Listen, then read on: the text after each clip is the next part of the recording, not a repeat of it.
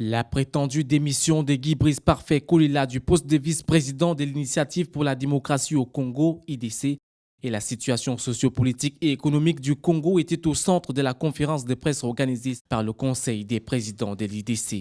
Par le biais de Jean-Baptiste Boboto, porte-parole de la plateforme IDC, le Conseil des présidents a pris acte de la démission de Guy Brice Parfait Kolila. S'agissant de l'ancien vice-président de l'IDC, M. Guy Brice Parfait Kolila, c'est ici l'occasion d'annoncer à l'opinion que le Conseil des présidents a pris acte de sa démission dès lors qu'il s'est éloigné des objectifs des plateformes Frocad, IDC et composante J3M, notamment en prenant l'initiative de façon solitaire d'organiser une convention dite de l'opposition dans toute sa plénitude, au lieu de participer à la préparation de notre deuxième convention de l'opposition. Arrivé deuxième lors de la présidentielle du 20 mars dernier,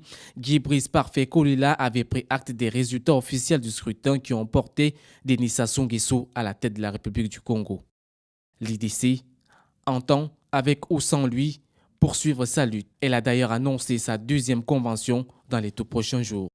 Non sans décrire la situation sociopolitique et économique du Congo, la plateforme IDC appelle à la tenue d'un dialogue inclusif.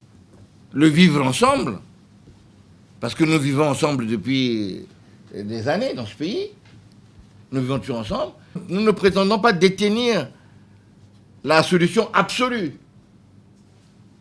Mais nous pensons que nous détenons des éléments pour pouvoir discuter et faire que nos arguments soient acceptés par les autres. Cette conférence de presse a été présidée par Blanchard Oba, président intérimaire de l'IDC depuis le 11 août dernier.